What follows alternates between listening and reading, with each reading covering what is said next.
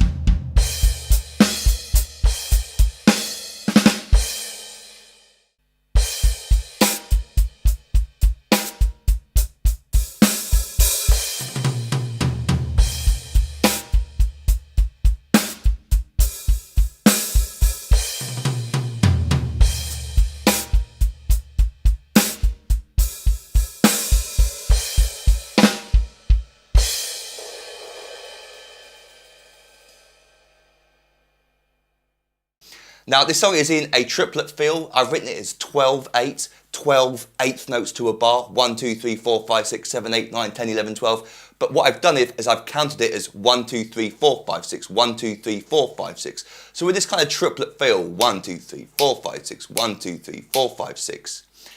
And this would really be a beginner song. There's nothing really complicated going on in this song if it wasn't for all the flashy stuff that Roger likes to throw in.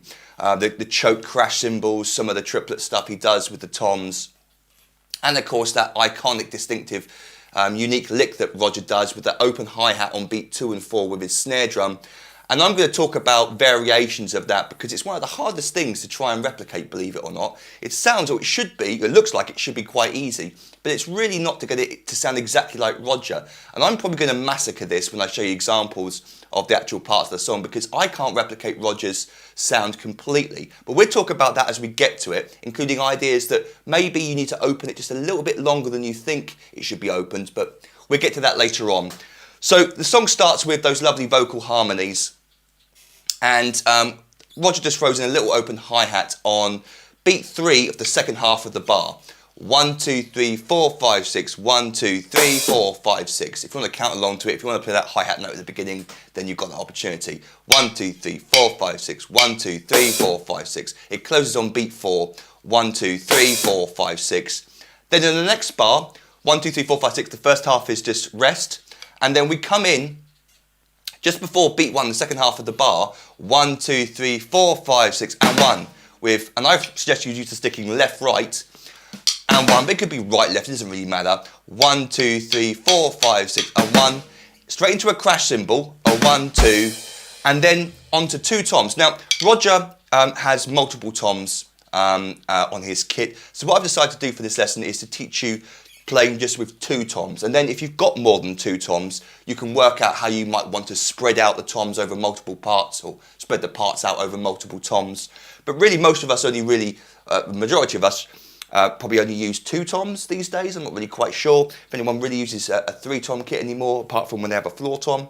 Anyway, I've decided to write this as a 2 tom, so it's the minimum amount of toms, and that allows you to sort of play the parts. And then if you've got more toms, then feel free to sort of spread the parts out over multiple parts. But I've written it just between the floor tom and the high tom, these 2 toms here, with the bass drum at the same time, and we're building up in volume, 3, 4, 5, 6. So we get 1, 2, 3, 4, 5, 6, and 1, 2, 3, 4, 5, 6. 1, 2, 3, 4, 5, 6, and 1, 2, 3, 4, 5, 6. The bass drum comes in on 2, 2, 3, and then continues into our first groove, our first drum beat, demonstrating that that unique open hi-hat bark.